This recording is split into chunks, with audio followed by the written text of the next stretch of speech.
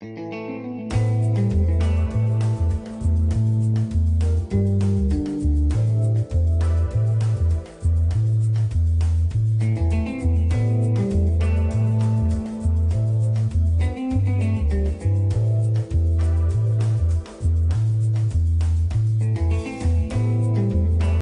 to you from the mobile Hudson Media Group studio, right here in the Uribe compound, this is Talking Politics, and I am the professor, Fernando Uribe. There's a lot to discuss, so let's get started. Here's what I'm thinking about right now.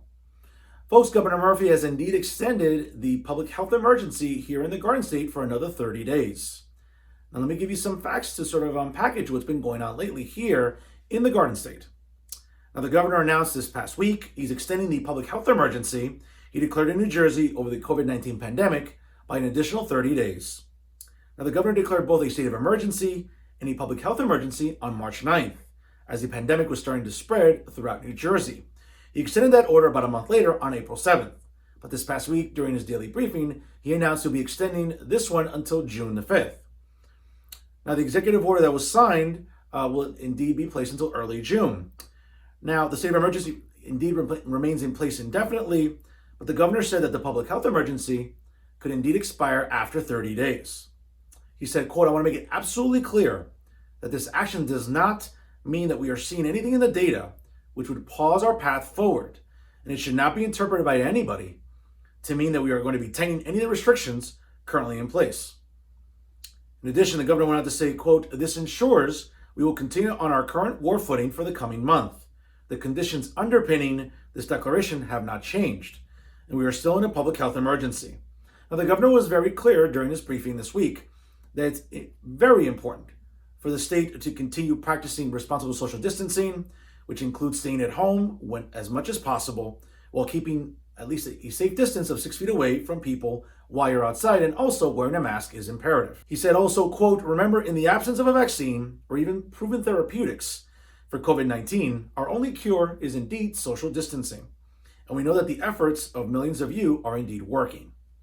Now, New Jersey, which is a state of 9 million residents, has now reported at least 131,000 COVID-19 cases and over 8,500 deaths attributed to the virus in almost 2 months. Only New York has more among the American states. Now, indeed, New Jersey reported another 1,500 positive tests and 300 deaths this week during the governor's daily presser. Now, a state of emergency indeed gives state authorities certain executive powers and safeguards to respond to a crisis.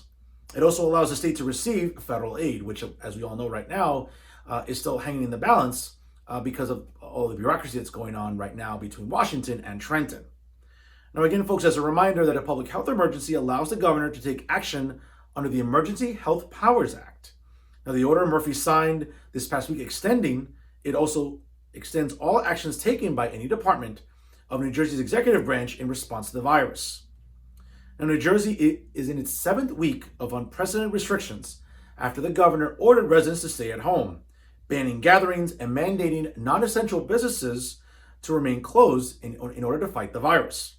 Now, the governor made it very clear that in his first major step to lifting the orders this past weekend, which included the opening of state parks and golf courses respectively, would indeed come with certain restrictions. Now, some lawmakers, business leaders, and even residents are up in arms and hoping that the governor can indeed further loosen his orders as soon as Memorial Day, because, as we all know, it's right around the corner. And some of these restrictions, hopefully, for many residents, will include some stores reopening with either curbside service or some social distancing guidelines. Now, as the state grapples with hundreds of thousands of New Jerseyans filing for unemployment, businesses continue to suffer because of lost revenues. But the governor also said this past week during his presser that more progress needs to be made before he can further remove restrictions, because cases and deaths continue to rise, and social distancing remains the best tool in battling the virus. He also said he does not have a more definitive timeline. "We got to get it right," said the governor this past week. "We got to do it responsibly, we got to do it safely, and we are committed to doing that, frankly, whether you like it or not." Now, without a doubt, ladies and gentlemen, the governor's tone has rubbed many New Jerseyans the wrong way. As I mentioned earlier, as hundreds and hundreds of thousands of New Jerseyans are still without unemployment benefits being paid out, New Jerseyans are struggling to make ends meet. And undoubtedly, the governor is facing considerable scrutiny, not just from members of the legislature, from both parties, but many New Jerseyans who are business owners or just individuals who want to get back to work in some sort of aspect. And this is where it gets tricky, folks, because you know what? When it comes to responsible social distancing, whether it's wearing masks or other protective gear when you're outside, not everybody's cooperating. Sure, we'll see some clips on state media outlets such as Eyes on NJ and others, but without a doubt, there seems to be, I wouldn't say an overall lack of cooperation, but there are still some people in New Jersey that are not taking this virus seriously. And I don't know why that is. We're certainly, second right now in the country when it comes to deaths and positive cases. So again, I don't know why people aren't taking this more seriously and are being more proactive when they go outside. Listen, recently last weekend, the weather was amazing in New Jersey. It reached somewhere in the mid to late 70s. So of course, local parks were full of people. People went down to the shore, go to the beach. People were, walking on the boardwalk down in some of the municipalities in both Monmouth and Ocean counties collectively. But one of the things that alarmed me was that many people weren't indeed practicing social distancing. I understand, folks, you want to be outside, you want to see family, especially with Mother's Day weekend around the corner. You want to go see your mom. I mean, God knows I do, and I'm sure many of you want to do this as well. But we have to try to flatten this curve, folks, without a doubt, and this is where it gets tricky. And this is one of the things that really, I think, frustrates me when it comes to understanding what this pandemic creates for all of us here in New Jersey. Listen, I get it. We want to get back to work. We want some of our small businesses to reopen. As we all know, small businesses drive this economy, not just in New Jersey, ladies and gentlemen, but throughout the country. Listen, and I get it that the governor's in a tough spot. There's no question. There are people, again, within the legislature. There are activists. There are political pundits like myself. There are commentators, there are journalists, there's everybody under the sun is willing to opine on this issue. But right now, as it stands, the governor's doing the best that he can. And listen, I'll be the first one to tell you, I have a lot of policy disagreements with Governor Murphy, and I don't really need to get into it right now because just now isn't the time for it. But I can tell you at least in what he's trying to do here is indeed working to some extent. Now, I know many people on social media will say, well, some of these measures are draconian. Some of these measures are infringing upon our civil liberties. And I understand all that, folks. I'm the first one to advocate for the Bill of Rights. I'm the first one to advocate to make sure that any form of dissent or any form of expression is not infringed upon or limited by government in any way. But ladies and gentlemen, this is a very historic and very unique time. And I don't have all the answers, and I would never claim to. But what I will tell you today is that at least if we continue to practice responsible social distancing, if we can be careful when we do go out, that we're not, infecting those that are elderly, that we're not keeping our most vulnerable populations at risk, such as children, again, and those that are senior citizens, we're doing our part to help defeat the virus. Now, undoubtedly, it's something that is not perfect. And as we all know, the science continues to change each and every day. We're seeing new reports from the CDC. We're seeing new reports from the White House. We're seeing new reports from the governor's office during his daily presser. But right now is the time for us to remain calm. Right now is the time for us to at least get as much of the facts as we can. But right now is the time to also be responsible, folks. I get it. You want to be outside. You want to get some fresh air. You're tired of being indoors. I know I am. Trust me. There's only so much you can binge watch on Netflix, Hulu, the WWE Network, and even Disney Plus. Trust me. I know. I've been doing it for almost 2 months now. But if we want to really overcome this virus, we need to stay home when at all possible.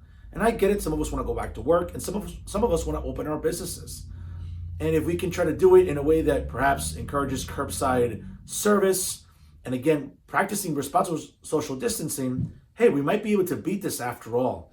But in the meantime, you know what? Let's be judicious, let's be cautious, and let's just show some good judgment. Now, the New Jerseyans aren't doing that, and that's really alarming, and it should scare the hell out of you. Because you know what? I don't like seeing the amount of deaths that I've been seeing, whether it's classmates I went to school with, or whether it's people that I just know from the neighborhood, or people that I just know throughout the state of New Jersey. Ladies and gentlemen, this is alarming, it's frightening, but you know what? We need to stay calm and at the same time show good judgment. And I'm hoping that if we do that, as Memorial Day draws near, that we'll be able to enjoy some aspect of summer. Right now, again, I don't know by any estimations, but I'm hoping that sometime of mid to late June, if not early July, we can at least return to some sense of normalcy here in New Jersey.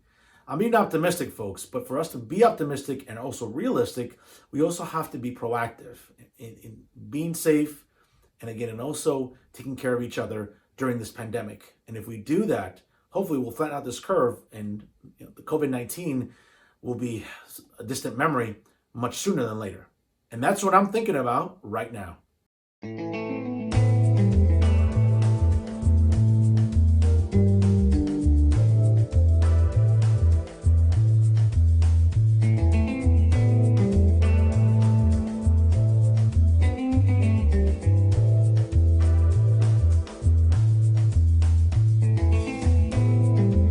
During the most recent edition of the three-time award-winning podcast Talking the Hudson, which you can listen to live every Wednesday night at 9 p.m. by going to www.blogtalkradio.com/Talking the Hudson, was the Tap Into Network columnist and the Dean of Hudson County Journalism himself, Al Sullivan.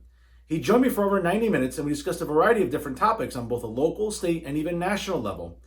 But here are some highlights for your consideration.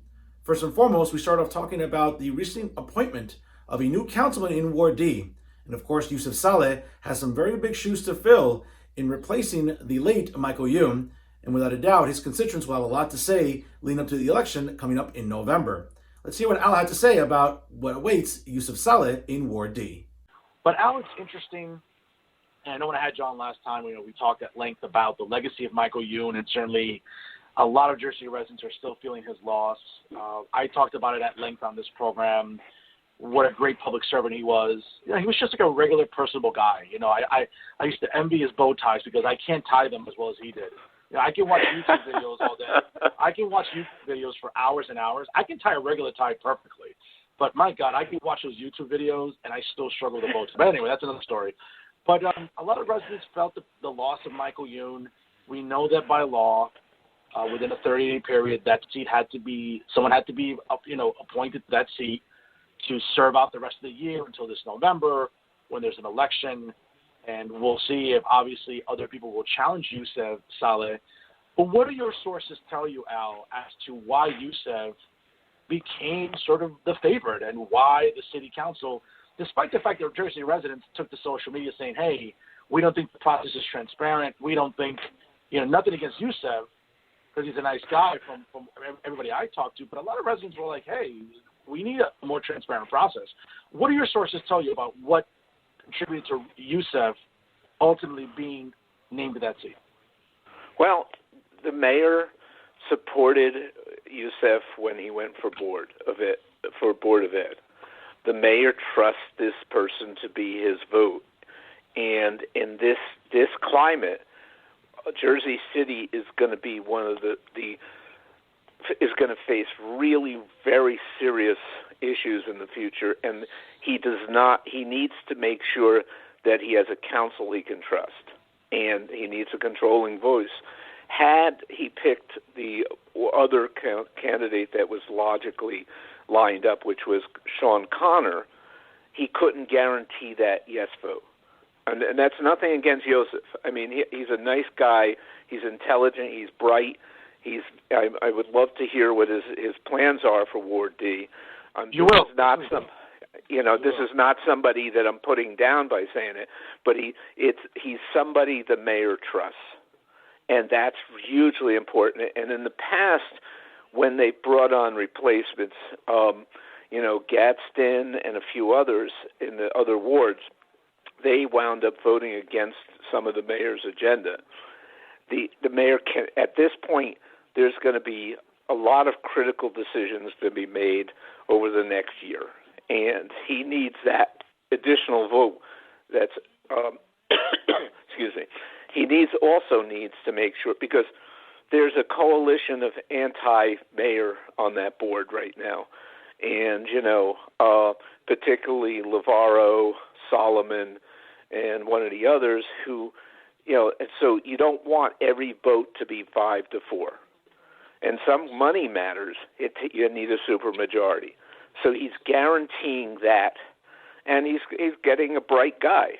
So the other candidates, many of them, are not guaranteed votes for the mayor.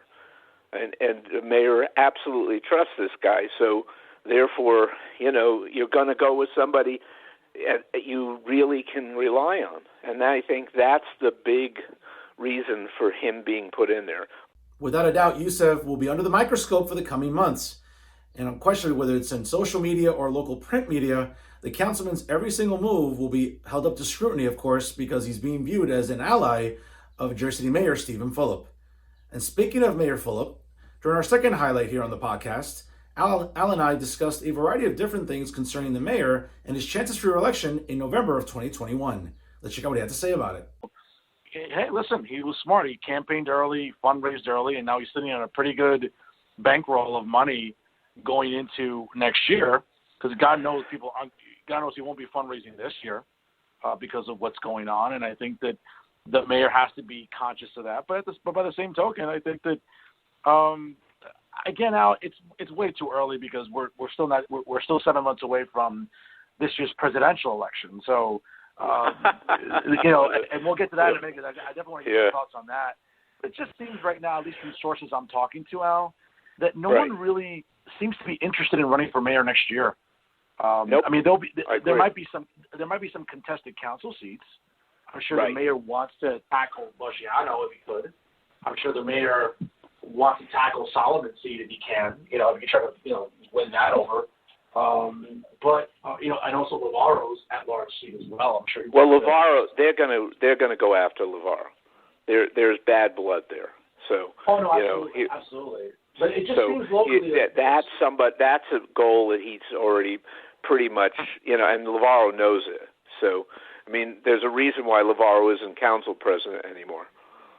Oh yeah, no, absolutely. And it's interesting because, to me, Al, sources. I mean, it's still many, many months away, so it's difficult to sort of forecast this now. But it just seems, Al, like no one's really interested in Jersey City to run. I think the council seats seem much more attractive as a destination for people in Jersey City, and not necessarily the mayor's seat. That's how I see it. Any sources tell you differently? No. I mean, the thing about it now is, and I've had talks with Fulop, brief talks about this, whether you agree with his policies or not, he's consistent.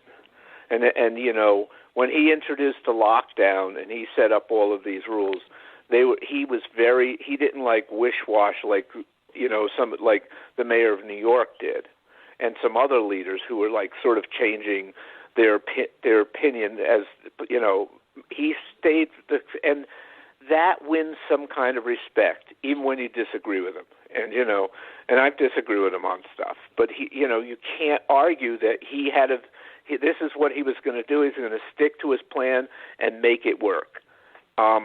That's something that is going to win him the election, because people need somebody who's consistent. I mean, Murphy, as unpopular as Murphy is, his core following is like cheering him on because he's consistent. I mean, as opposed to other governors who sort of bounce around all over the place. And fact is, people are uncertain here, and we're in an uncertain time, and it's going to get more uncertain, and they'll be looking to leaders like Fulop. They're not going to want to change. That's not how change works. And when people are tough in times, you can't blame the pandemic on Fulop, but you can credit him with everything he did. And that's stuff that people are going to rely on. And I think in that case, he'll probably come out of it. He may even come out of this election stronger than he might have if it were a regular election. It was a very interesting podcast episode, to say the very least. And again, you can listen to it in its entirety by going to www.blogtalkradio.com/Talking to Hudson. We'll have interesting guests throughout the rest of the year. And of course, we talk about everything that matters at a local, state, and even national level on the podcast.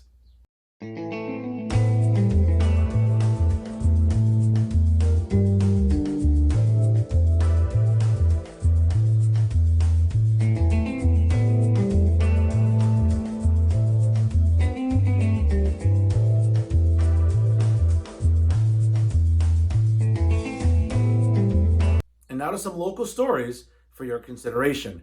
And a shout out to John Highness with the Hudson County View for their reporting on this specific story. And of course, to no one's surprise, ladies and gentlemen, a street fight breaking out in Greenville really shouldn't generate a lot of news, since it's probably something that happens in that really bad area of the city on a regular basis.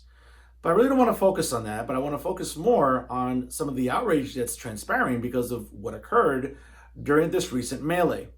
Now, here's some facts to sort of unpackage what's going on.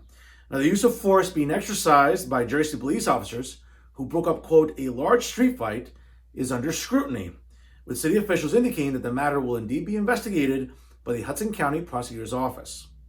Now, the incident in question occurred on Bostwick Avenue. As we all know, that's not a very good area in Jersey City. So if you're ever in that area, I would really urge you to sort of stay away from that as much as possible. But in any event, folks, it occurred during this week, and a video from the scene, which shows one officer using a nightstick, has indeed gone viral.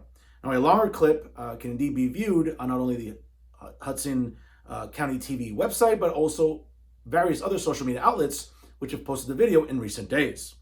Now, quote, the Jersey Police Department responded to Bostwick Avenue in regards to a large street fight that occurred approximately at 5:19 p.m. on Tuesday, May the 5th. Now, 4 officers on walking posts responded immediately, according to city spokeswoman Kimberly Wallace Saccone.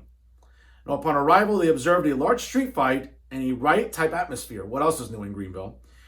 And they attempted to disperse the crowd, but one female refused to comply and refused multiple orders to disperse. When officers attempted to arrest her, they were assaulted by several males at the scene. There were 4 officers injured and 1 perpetrator injured, who subsequently refused medical attention. Now, anybody with any information regarding this incident, folks, is asked to call the Hudson County Prosecutor's Office or the JCPD Internal Affairs Bureau at 201-547-5472. Now, an eyewitness who asked not to be identified said that the gathering was a sort of informal remembrance/funeral, and said that the physical altercation lasted for about 10 minutes after nearly a half hour of verbal arguing continued to escalate. Again, what else is new, folks, in the Greenville area of Jersey City? Now, the witness, again, who asked not to be named, added that they were not surprised to see a situation like this escalate in the Greenville section of Hudson County's largest city. Quote, honestly, I should not have been shocked, but this happens a lot here, especially in the Greenville neighborhood.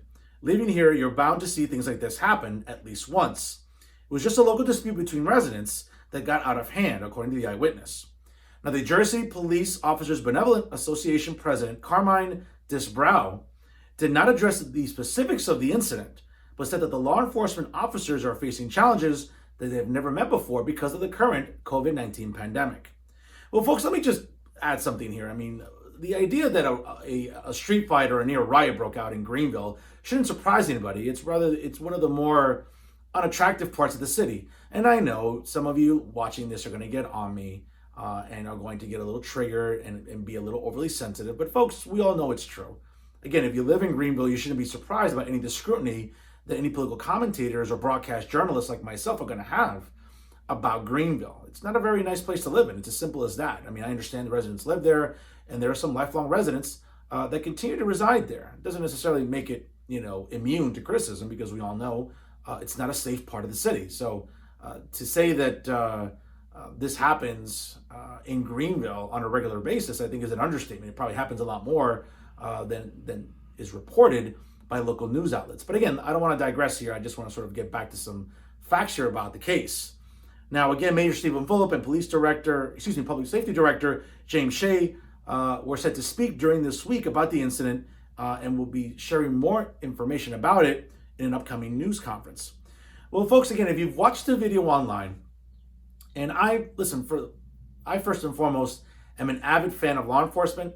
I strongly support our men and women in blue who work in all of our municipalities. First of all, starting right here where I reside in Union City, I would argue is the best police department anywhere in Hudson County, if not the entire state of New Jersey.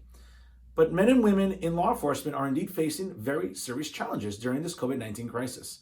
People are getting very, sort of facing anxiety. People are just sort of experiencing some sort of cabin fever. They're getting a little stir crazy by being at home as long as they are. And as the weather continues to get warmer and better, people will probably be outside. Now, whether this happens in Greenville or anywhere else in Hudson County, sometimes tempers will flare and sometimes words will escalate into physical confrontations, We saw that here in Jersey City. Now, I don't want to sort of make a rush to judgment, as we often tend to do with these sort of incidents involving police officers, but at least from the video that I saw that was published on Hudson County TV's website, you can tell that there was an officer at the bottom of a pile being pummeled by a male. So whether or not other officers came to his rescue, and I know that one officer has come under some serious scrutiny because of the use of a nightstick, which we all know can be deadly in its usage, a lot of questions remain unanswered. And I know that Mayor Fulop and Public Safety Director James Shea will be under the microscope in the weeks and months ahead, as I'm sure not just city officials, but residents that will keep watching this video will want answers. They'll want some accountability in terms of those officers on the scene there in the Greenville section of Jersey City. Now, again, ladies and gentlemen, I don't want to indict anybody. I don't want to, listen, I am as big a fan and as big of a proponent about the presumption of innocence and about due process taking its course. And I'm hoping that this obviously transpires in this case. Now, in terms of what will be done by Hudson County Prosecutor Esther Suarez and her staff of attorneys and her investigators with this case, again, remains to be seen. We know that her office has come under some scrutiny in recent years, but in any event, I'm willing to give them the benefit of the doubt and hoping that they'll be able to get to the bottom of this and what ultimately happened. Folks, we can always get a little emotional about a few seconds of video footage, but I'm certain that any closed circuit television footage and perhaps anybody else who was on the scene and took any seconds of video on their smartphone or tablet, for example, can also add some clarity to this sort of ongoing controversy. I mean, I'll keep you posted here in the weeks and months ahead about this story, but it doesn't look good right now. And certainly in a time where we're facing so much anxiety because of COVID-19, seeing an incident like this in our neighborhoods has to be very disheartening for not just residents, but for people everywhere. Not just for those who are fans of law enforcement, but taxpayers who are always concerned about the possibilities of law enforcement officers overstepping their bounds and perhaps engaging in unnecessary physical force. So we'll definitely keep you posted on here, ladies and gentlemen. But as I said, it's important to remain calm, and it's important to get all the facts out before we ultimately make some sort of judgment. As a reminder, folks, testing for COVID-19 is still taking place at the North Hudson Testing Center, which is located on 36th Street between Kennedy Boulevard and Burger Lane Avenue in Union City. For more information, you can contact them at 201-366-8465. I urge you, if you're showing any symptoms, to call and set up an appointment right away.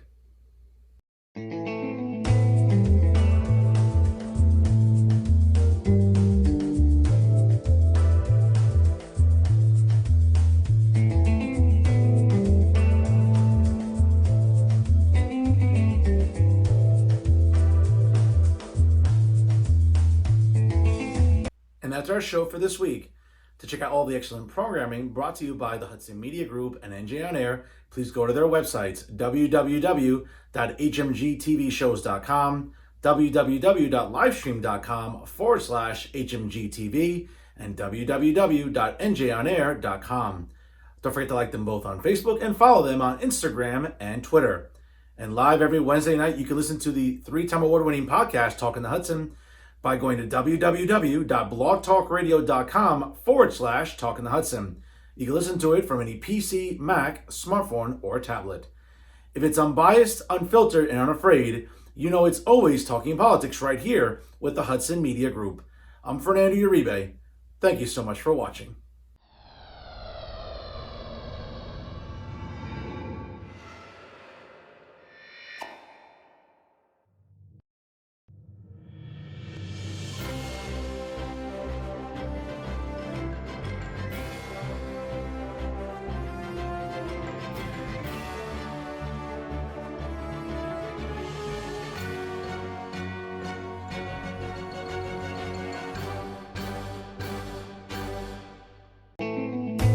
Don't forget to catch Fernando's podcast at blogtalkradio.com/talkonthehudson. New episodes available every Wednesday night at 9 p.m.